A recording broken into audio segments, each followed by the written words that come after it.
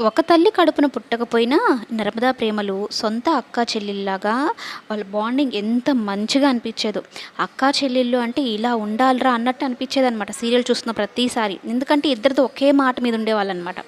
అటువంటిది ఇప్పుడు నర్మద శ్రీవల్లి కుటుంబం గురించి ఆలోచించి ప్రేమకు చెప్పకుండా ఒక నిర్ణయం తీసేసుకుంటుంది. అది కూడా ఏంటి అంటే వాళ్ళ గురించి అసలు విషయం బయట పెట్టదనమాట.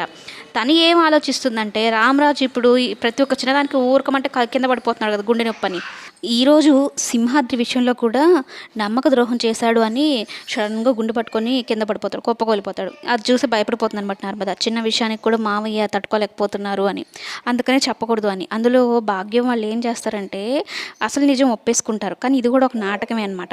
శ్రీవల్లి వెళ్ళి మీరు చేసిన తప్పుల వల్ల ఇప్పుడు బంగారు లాంటి కుటుంబాన్ని వదులుకోవాల్సి వస్తుంది, నా భర్త మంచోడు, అత్తమామలు మంచోడు, మంచి కుటుంబము అంతో ఇక కూతురు కన్నీళ్ళు చూడలేక ఇద్దరు వెళ్తారు. భాగ్యం దంపతులు ఇద్దరు వెళ్ళి మేము చేసిన తప్పుని క్షమించండి అంటూ.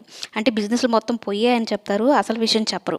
అయితే కావాలంటే నర్మదని కూడా అడగండి అన్నట్టు ఒక రాయి వేస్తుంది అనమాట ఈ భాగ్యం. అనగానే ఇక నర్మద ఇవన్నీ ఆలోచించింది కదా ముందే. అందుకని అవును మామయ్య గారు, నాకు కూడా తెలుసు, ఆ విషయమే మేము కూడా చెప్పాలనుకుంటున్నాము అంటే ప్రేమ షాక్ అయిపోతుంది. అలాగే శ్రీవల్లి షాక్ అయిపోతుంది. ఇదేంటి నర్మద ఇలా మాట్లాడుతుంది అని. ప్రేమకు నచ్చదనమాట.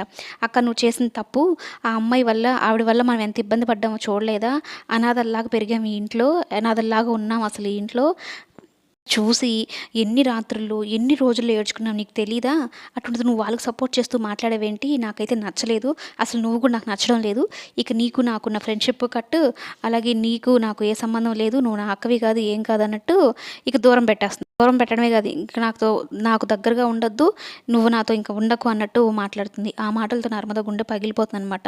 ఏంటి చెల్లి అర్థం చేసుకుంటుంది అనుకుంటే ఇలా మాట్లాడింది, నేను దేనికోసం ఇలా చేశానో చెప్పాలన్న అవకాశం కూడా నాకు ఇవ్వలేదు అంటూ నర్మద కన్నీళ్ళు పెట్టుకుంటుంది ప్రేమ.